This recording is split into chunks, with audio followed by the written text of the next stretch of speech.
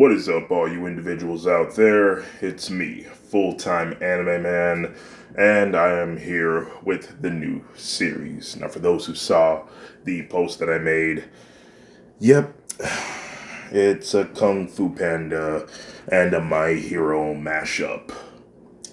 What if Deku was Tai Lung's reincarnation? Now, this was suggested by Crimson the Fiery Lion. We both have discussed this what if in a collaboration on my Discord server, and since I went ahead and brought it up, why don't you all go ahead and subscribe to him? A link will be in the description down below to subscribe to Crimson the Fiery Lion. And while you're in the description, go ahead and go join me on my Discord server. Excuse me. Alright. So now, with that out of the way, let's go ahead and get into the story. This is What If Deku Was Tai-Lung's Reincarnation? I hope you all enjoy. For thousands of years, since humanity has first taken its step on Earth, we have learned many things over the years, and we have created so much. But the one thing that we all may never come to understand is the concept of death. What happens to the human soul once it has been ripped from its mortal coil? Is there really a heaven? Is there really a hell? Is there really the concept of reincarnation, life after death? Throughout the years, there have been many people who were able to recall their times in a previous life, such as Ryan Haymans. In 2009, Ryan Haymans, who was at the age of 4 at the time, recalls waking up one morning and screaming, "My heart exploded in my chest." His mother took interest in his story, and she did some Google research on the Hollywood Golden Age. During her research, Ryan got a quick glimpse and saw a picture and pointed at a particular man, saying, "That's me. That's who I used to be." After doing some research, the mother has discovered that the man in the photo that her son claimed to have once been was Martin Martine, who died in 1964 of leukemia. Was it true, or was it fiction? Luke Roman. Luke Roman, at the age of 5, told his mother that he could recall his past life as a woman named Pam Robinson, who met her tragic end at the Paxton Hotel in Chicago of March of 1993. This building burned down with 19 people dying in the fire, and one woman in particular who plummeted to her death. That would recall her, Pam Robinson. The mother then did some research at the Paxton Hotel, and her sons, or daughters at this case, was actually telling the truth. Now, being at the age that he was, she had a hard time believing that he could actually show interest in historical events such as this. Could he be telling the truth? Or could there be more to this? The world is full of wonders and mysterious things, things that we may never come to understand. But what do you think? Do you believe in reincarnation? Do you believe that there's a second chance that a human soul could be given? Let me know. But for now, let's go ahead and get into the story. Hope you all enjoy. For those who do not know who Tai Lung is the antagonist of the DreamWorks movie known as Kung Fu Panda, a fictional place where animals can walk on two legs and speak perfect English even though they are Chinese. Tai Lung, who may I mention is a gray snow leopard, was found as a child and was left on the doorstep of the Jade Palace in a village known as the Valley of Peace. He was taken in by the kung fu master named Shifu, who was a red panda. Shifu would raise Tai Lung as his own and would train him on kung fu. Many years would pass, and Tai Lung would grow up into a decent kung fu warrior. One day, Shifu told Tai Lung about the Dragon Scroll, telling him that whoever reads this scroll will be granted limitless power to become the Dragon Warrior. Tai Lung would pursue this goal to earn the Dragon Scroll, and many years would pass, and Oogway, who is a Galapagos tortoise and the keeper of the Dragon Scroll, would see his performance, but after seeing how reckless and him letting his greed consume him, he refused to allow him access to the limitless power. Shifu would not defy his master's wishes and would not defend Tai Lung or even say a word. Tai Lung would take this personally and ravage the Valley of Peace, destroying everyone and everything in his path. He went to the Jade Palace to take the Dragon Scroll by force, but Oogway used an ancient technique that would render the poor cat unconscious long enough for him to be taken to Chorgum prison, where he would remain for 20 years, until one day the warden would babble on about how Oogway would give the Dragon Scroll to someone else. Tai Lung would escape from Chorgum prison and go back home to face the Dragon Warrior, a panda named Po, who sent him to the spirit realm and by using a technique known as the Wuxi Fingerhold. And that was the end of Tai Lung's reign of terror. I think it pays off to mention that the Kung Fu Panda universe is supposed to take place in the Tang Dynasty, which is, I believe, is 618 AD, I believe. Now, before we get into the story, allow me to lay down a few things of what Deku will look like and his abilities. Deku will look more human in this story. He will not have a cat ear or cat tails or any sort of cat features. He will look 100% human. Also, it pays off to mention that he will have green hair, aggression, aka Claws of Fury, extreme strength, extreme durability, extreme speed, and extreme agility, nerve attack, stun attack, intelligence, intimidation, manipulation, interrogation tactic, fear inducing skills, and heightened awareness, indomitable willpower, and wall climbing skills. With that ability, he will be able to wall climb on 90-degree walls. Now that we have that all narrowed down, let's go ahead and get into the story. This is What If Deku Was Tai-Lung's Reincarnation. We find ourselves on a floating island in the spirit realm. The world was half golden with a light of purity, while the other half was a green, dark, and mistiness, with chunks of earth floating around. The island was visited by a tortoise, engulfed in the purest of golden light. This was Master Oogway. He flies through the island in search of Shifu's older student. He comes across an open area with a few meters of space and a cave next to it. He approaches with caution. Tai Lung? Are you there? An echoey voice can be heard coming from the cave. What do you want, you inferior old man? There is something I must tell you. The Dragon Warrior has vanished. Tai Lung starts to laugh as he slowly emerges from the cave, only revealing his torso while keeping his face a mist, and his eyes of golden can be seen in the dark. Oh, your precious chosen one has gone missing. Why should I care?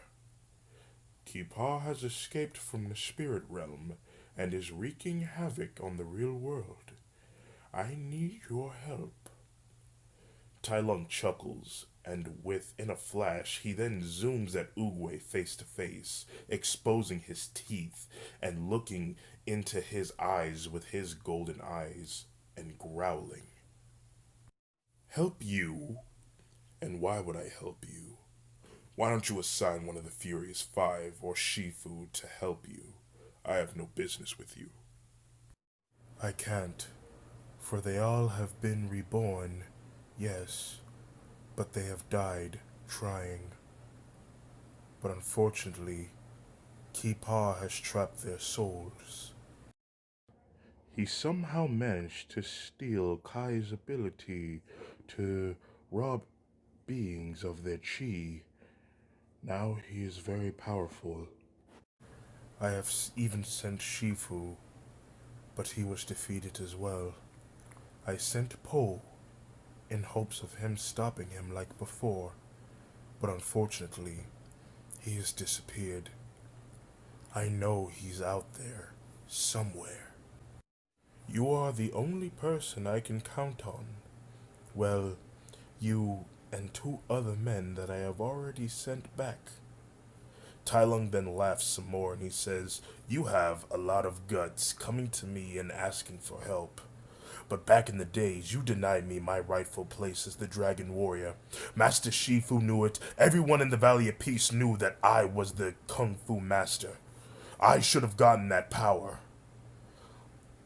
A moment of silence goes by and Oogway says, 2,637 years. You have carried the past on your back for so long. You will never find closure until you let go of the past. There will always be pain and regret, Tai-Lung. Tai-Lung then paces back and forth, and he growls at the turtle being. Do you have any idea how humiliating it was to be rejected in front of my father? Not only did you say that I was not the chosen one, not only did you crush my dreams and all that I've worked so hard to achieve, you humiliated me in front of my father figure, my master, Shifu. That day I felt like you were not inconsiderate of my feelings. You made me feel like I failed. And I feared, I actually feared I was going to be cast aside, like how my mother did to me at infancy. Tai Lung comes to a shocking discovery, but it wasn't your fault I was alone again. It was my pride that blinded me. For such a long time, I blamed you for my unhappiness, but it was all me. Tai Lung then sits down on a rock while resting his forearms in his knees. I'm. I'm sorry. Tai Lung felt a hand, or whatever those turtles have, on his shoulder. Oogway says, Please. It was never my intention to make you feel that way. And I'm sorry. But Ki Pa has been wreaking havoc in the real world. Po is missing, and he needs to be stopped. And if you agree to these terms, you will be rewarded gratefully. You will have another chance at life. Tai Lung then stops to think for a second, and then he looks up to Oogway. What do I have to do? Over at the peach tree where Oogway shelters, he explains, You see, Tai Lung, you will be reincarnated into a new life as a Japanese boy. Tai Lung says, Wait, Japanese? But we are Chinese. How am I supposed to understand what anyone says to me? And aren't they not on good terms with each other?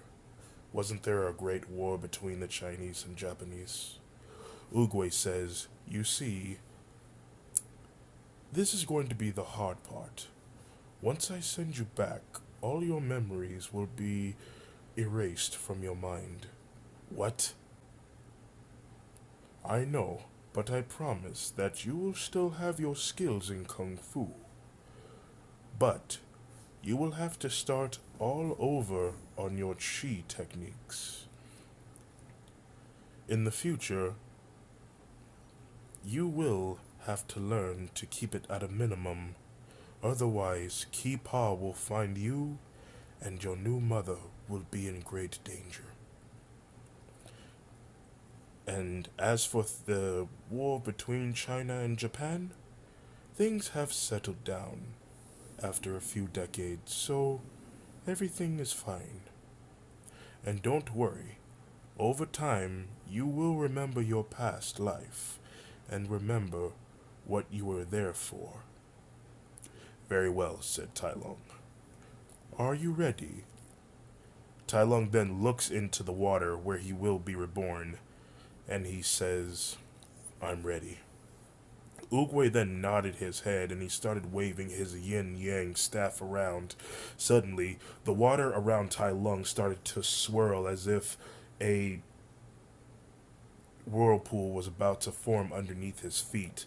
Pink flower petals started flying all around him, and loud noises of the water is somewhat diluting his hearing. Suddenly, he remembers something that Oogway said. Wait, you said you sent others back to assist me. Who are they? They have already been reborn. What are their names? Before Oogway could answer that question, Tai Lung was already sent back to Earth in a new life. The first thing that he saw was a light and a doctor wearing a surgical mask. It's a boy, said the doctor. It's a boy? Is that him crying? Actually, that's one of the nurses crying tears of joy, but yes, your son is indeed crying. The first thing that the doctors noticed about Izuku was that he had a birthmark on the back left side of his shoulder in the shape of a leopard. The doctors then cut the cord and handed Izuku to Inko. They do skin to skin contact, but as she looks down at her baby, she got a quick glance of his eye color. They were a bright golden shade that even the light around the room shined with them. Oh, his eyes are so beautiful. She then passed out from exhaustion. After a few hours, she was awakened by the doctor and nurse with a concerned look on their faces. Miss Midoriya? Yes? What's wrong? The doctor and nurse had a look on their. The doctor and nurse looked at each other, unsure of how to tell her. The doctor says, It's your son, ma'am. I. I think he has a quirk already. Really? My baby? What makes you so sure? About an hour after he was born, he emitted a bright blue light. It looked amazing. Wow. Really? What's going on with him now? He's asleep right now, but please, in the future, when he's 4, bring him back here so that we may learn more about it. Inko would agree, and a few days later, she would be allowed to take Izuku home with her. Inko can remember when she first saw her son's eyes and wanted to see them again. Even though he was sleeping, she purposely woke him up. She was expecting him to cry, but to her surprise, he didn't. Izuku opened his eyes and Inko looked deeply at him. They were even more beautiful than to when the first time she saw them. Inko would talk to her baby, promising him that she will always be there to protect him through trials and tribulations. No matter what, she will be there to protect him, like any mother would. Tai Lung, or in this case, Izuku, would make that one sound that a lot of parents would cherish forever when having a child. The sound of the first laughter of a baby. 4 years would pass, and Izuku would be 4 years old. He would blow out his birthday candles and he would open his presents. Now remember, Tai Lung doesn't know who he originally is because his memories were wiped for the time being. And for some reason, he has this strong love for his mother and would vow to protect her from anyone or anything that tries to harm her. When the time comes for Inko and Deku to go to the quirk doctor to illustrate what quirk he will possess, after test were done, the two would sit in the doctor's office awaiting for the results. He leans against her and says, I just want you to know that no matter what the doctor says, if I have a weak quirk or a strong quirk, I promise to protect you. Inko smiles and says, That's wonderful to hear, son. But right now, I just want you to be a kid and live the greatest life that you can form. Always smile and look on the bright side when you're sad. If you can do that for me, then you really are my little hero. Deku smiles, and just so happens the doctor enters the room, but with a face of disappointment. He then says, Well, after doing a lot of tests, I'm sorry to tell you this, Izuku, but you're quirkless. A face of astonishment comes across Izuku as he sits there, motionless in his chair. Inko says, Wait, are you sure? Yeah, I'm sure. He then places an x ray of Izuku's foot on light. As you see here, there's an extra joint in your son's pinky toe. That's a sign that he won't be getting a quirk anytime soon. I'm sorry. Inko looks to her child, who had a blank face. They make it back home, and Inko carries her sleeping son to his bedroom and puts the covers over him. While he slept, Izuku's body started to glow the light blue light, accidentally using his chi, but he didn't know it at the time. As he lay there in his bed, sleeping, he had a small glimpse of a giant turtle in a dark place with the golden light of aura around his body, saying, He's coming. Deku then woke up with a jolt and heavily breathing for air. He looked outside and it was dark. For a quick second, he remembers what the giant turtle said, and he got a quick glance of that memory. You must learn to keep your chi lowered at all times. Before he was dragged back into reality. The young boy then jumped out of his bed and went to the living room where his mom was. Oh, Izuku, you're up. Deku interrupts his mom, saying, Mom, quick, we need to leave, now! What? But why? What's wrong, son? I, it's, we, I forgot. Deku then stopped to think for a second, wondering why was he panicking. But then, Inko then picked her son up and sat him down on her lap and shared a few words. Listen, Izuku, I understand you're sad that you don't have a quirk. But do you remember what I said? Deku thinks for a second and says, You said you want me to live my best life and to always look on the bright side of things. She then booped her son on his nose and says, That's right. And do you want to know what the bright side is? What? When you were a baby, the doctor said that they saw you shining bright like a star. And since the doctor said you're quirkless, that makes you special. You have an extraordinary gift, and one day I want you to show it to the world. Deku then smiles and says, Mom, you're the best. And you're the greatest of all times. Suddenly, their moment was interrupted by a knock at the door. Who could be knocking at the door this time of the night? Inko puts Izuku down and walks towards the door and opens it, but she makes sure to leave the chains on. Hello? On the other side of the door stood a man with white hair at 6'5" while wearing a suit. Hello, ma'am. My name is Tamara Shigaraki, and I am here to help your son. What do you mean? I heard that he doesn't have a quirk, and I wanted to give him one to help him become a hero. I'm In- sorry, but can you open the door so I may talk to you directly? Inko instantly knew that something wasn't right, so she decided to ask this Shigaraki person a few questions. Before I do, I'd like to ask you a few questions. How did you hear about my son? Through a friend of mine that works at the hospital. The doctor that told you the news, to be specific. That was a red flag for Inko. A doctor is not allowed to share personal medical information with anyone except for their superiors. She then asked, Do you work at the hospital? No, I do not. How did you find where we live?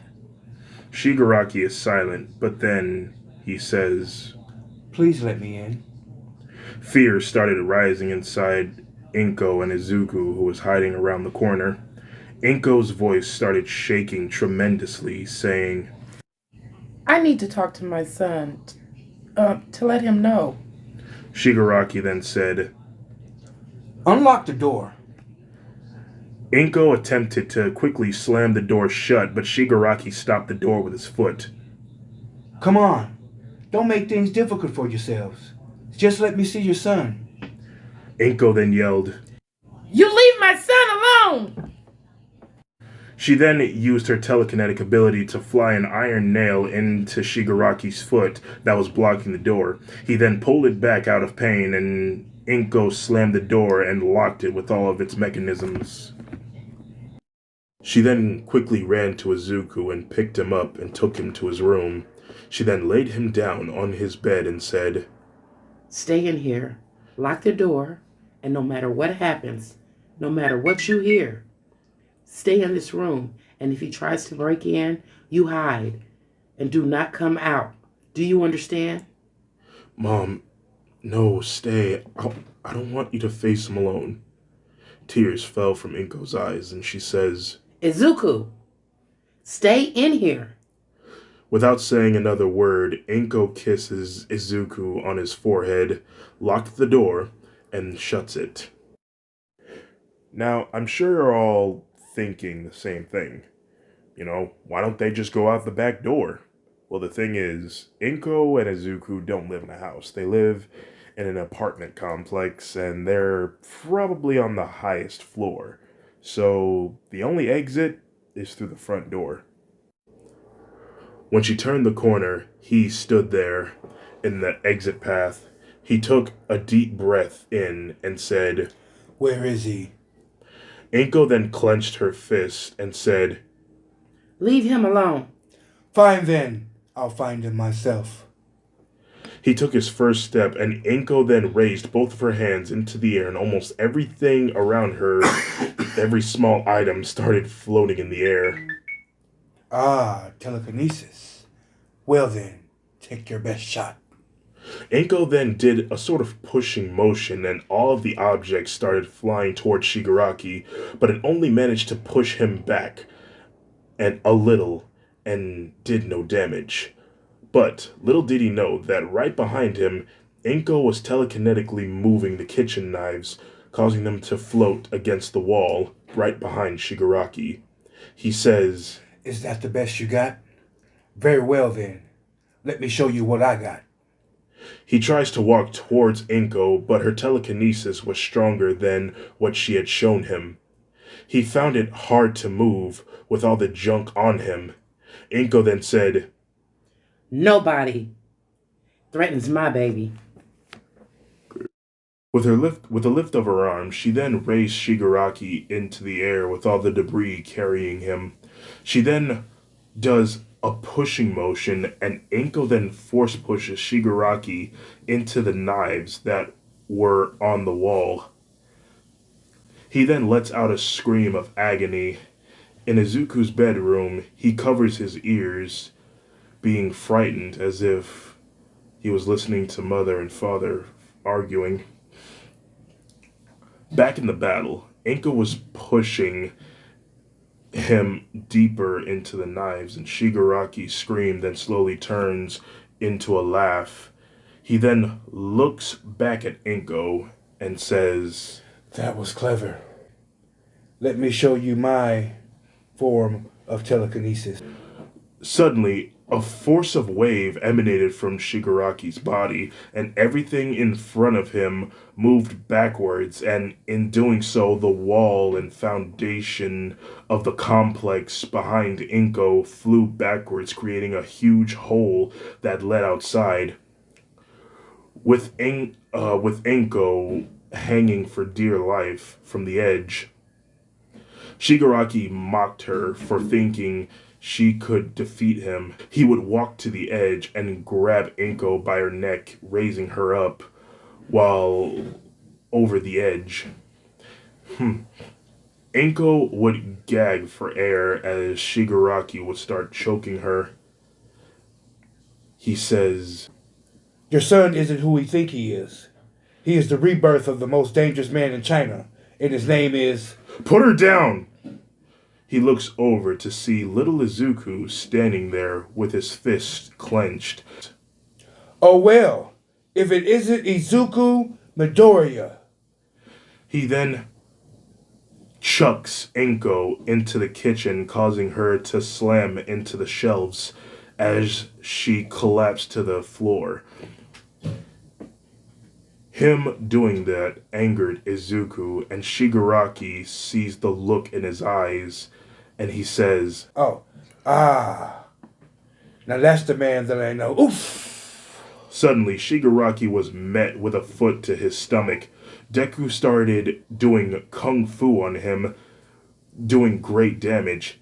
He was doing flips and kicks and punches as if he was a professional kung fu master. To Inko's surprise, he was fighting as if he's been doing this for years, but he's he's never seen nor shown interest in kung fu before. After a minute of brawling, Deku finally stopped to catch his breath. Shigaraki's face was swollen with blood spilling from the hits. The tall man then said, I'm glad to see you still have your skills in Kung Fu. Very impressive. And need I say, those eyes? Yeah, you're definitely him. Hello, Tai-Lung. Suddenly, Deku froze with bewilderment. Wait, that's my name. Suddenly, he started having visions of his dark previous life. He could see a town in shambles, burning, and people laying on the ground lifeless. But the thing that got his attention the most was a vision of a panda finishing him off with a cloud of dust engulfing him. Skadoosh.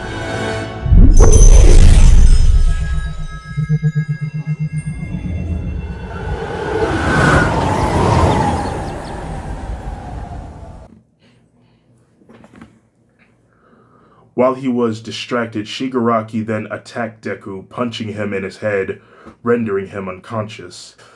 He falls to the floor, and Inko was bewildered that this man hurt her baby. Wow, I must say that even when he's this small, he's still a pain in the neck.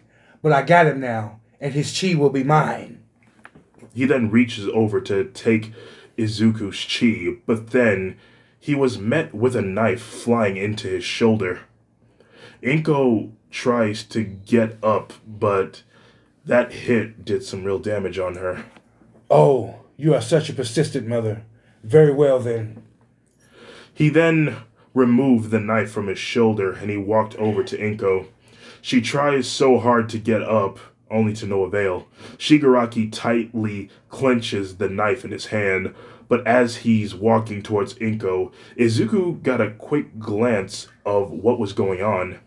He sees his mom cowering in the corner, with Shigaraki walking towards her with a knife and blood drenched in it. Suddenly, Deku felt something build up inside of him. Suddenly, his body started emitting a very bright blue light. Both of the adults were flabbergasted of what they were seeing.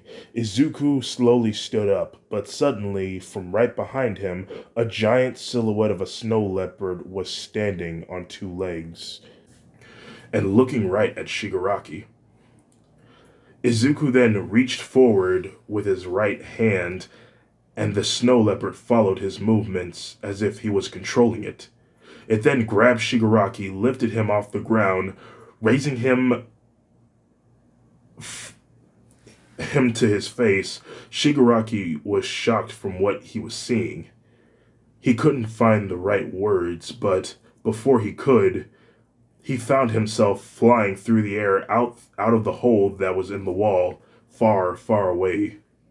Deku then turned his attention back to his mother, who was somewhat scared of her son's abilities. The Tai Lung silhouette, along with Deku, then started walking towards her, but before he took his first step, he fell to the ground and passed out, with the Tai Lung silhouette absorbed back into Izuku's body. It took Inko a few seconds to snap out of her trance. She then picked up her son and looked over him to make sure he was okay.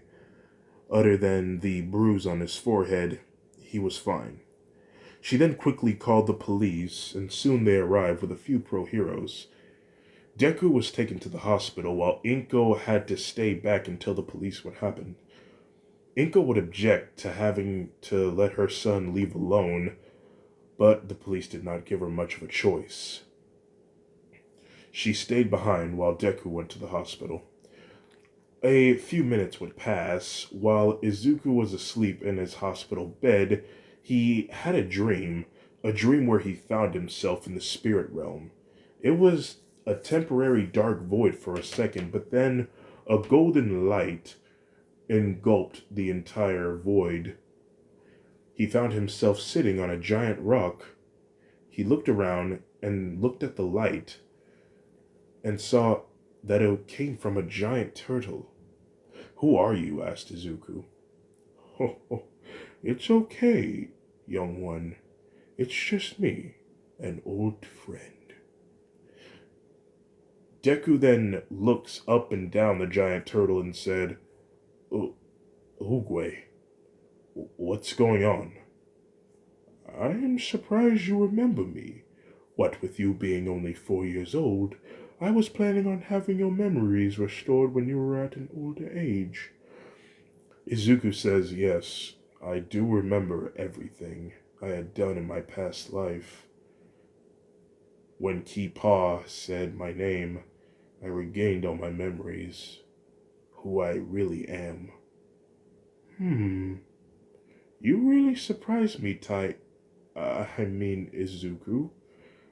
Anyway, we have a very important situation. It would appear that Ki-Pa is aware of your existence, and it would also appear that your chi has evolved into something new. That is truly amazing. You've made a spiritual connection with your snow leopard body, and it manifested into your chi. Kind of like how the dragon warrior did when he faced Kai in the spirit realm. "I did that?" asked Izuku. "I can barely remember anything that had happened. The only thing I remembered was being knocked out." "Is my mom okay?" "Oh, don't worry, she is fine.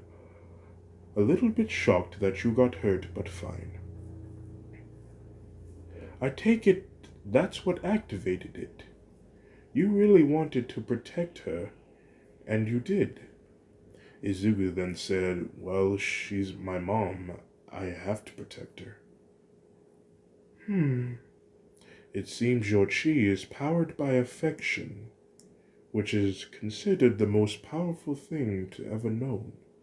Izuku then looks down at his hands that slowly flashed from Tai Lung's hands and then back to his normal human hands.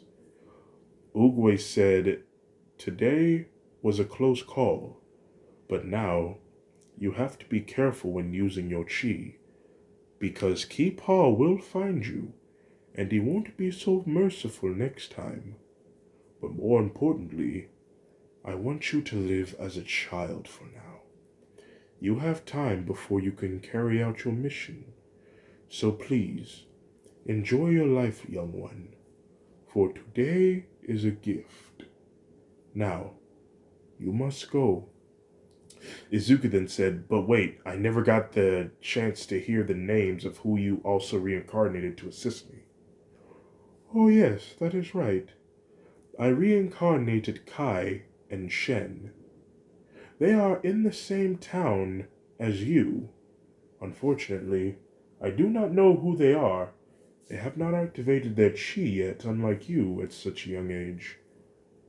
I need your help to find them and activate their chi. Do you think you can do that for me? I mean, I'll try, but it's hard if I don't know who they are or where they are. Time will guide you, young one. You will feel it. But for now, it's time to wake up. Wake up. Wake up. Wake up. Wake up. Light started emanating from Oogway, and Izuku wakes up with a jolt. He looks around and sees that he is indeed in a hospital room. His head was wrapped in bandages. Ugh. Where's my mom? Inko then entered the room with tears in her eyes. Izuku, oh my goodness. You're awake. Are you okay? Izuku? Izuku was looking down at his tiny little hands, and a flashback to when he was a snow leopard. It then ended when Inko touched his hands and he turned his gaze to her. Izuku, how did you do that thing back at home? That aura of light. No. Mom, I have to tell you something. And that's going to do it for this episode of What If Deku Was Tai-Lung's Reincarnation. And need I say, oh wow, where are we going to take this story? Do you think Miss Midoriya will accept her son for being the reincarnation of the most dangerous man in China? We'll have to find out next episode, so tune in next time on What If Deku Was Tai-Lung's Reincarnation. I hope you all have a nice day, and if you made it this far to the end of the video, consider yourselves #blessed, and I hope you all have a nice day. Once again, goodbye.